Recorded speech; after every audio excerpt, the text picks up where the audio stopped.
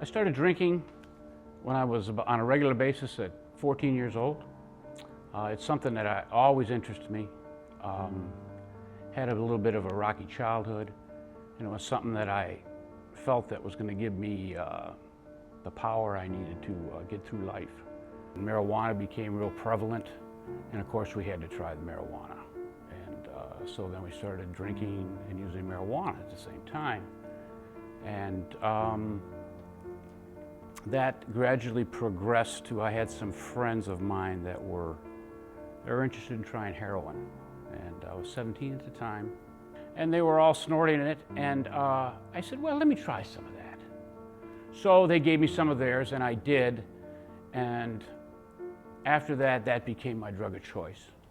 I would work occasionally, but I began to sell drugs to make money to buy drugs. Then obviously, my life just sank deeper and deeper into that kind of a lifestyle. I tried to quit many times, but I'd always go back to it. I took the geographical cure to Florida, thinking that if I changed my scenery, that things would get better for me. I didn't have the connections down in Florida to buy the drugs. And so alcohol seemed to be enough for me then, so I didn't really pursue what it takes to get connections to buy illegal drugs. One night I went out to, walked out to the beach, and I was alone, and by some quirk of fate, I had not been drinking that day. And I remember sitting on the sand and looking out into the ocean, and I remember thinking, I said, God, you must be a big God. And the moment I said that, this peace fell upon me. I walked back, and I never quite knew what that was. I thought I had kicked the heroin habit, but as soon as I went back there, I had all my old connections again, and I started using again. And when I moved back to Michigan, one of my old using buddies had gotten saved. So I started going to a fellowship with him. The man who was teaching there, he started talking about the peace that passes understanding. And that connected with me and what happened to me in Florida, and I knew that it was real. And I was totally at my wit's end. I had no money, I had no job, I had no education, I had a heroin habit. I mean, I had nothing. So it wasn't like God was getting a good deal. And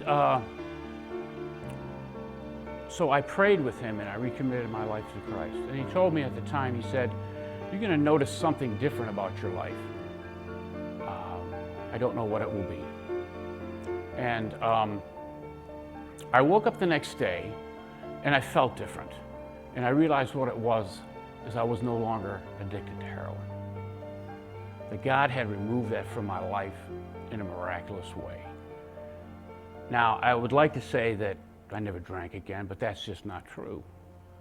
I struggled for 10 years with my alcoholism. You know, here I'm saying I'm a Christian and I'm an alcoholic, and that carries a lot of shame with it. For me, I went to meetings. I went to 12-step meetings, and I went to AA, and I went to Alcoholics for Christ. And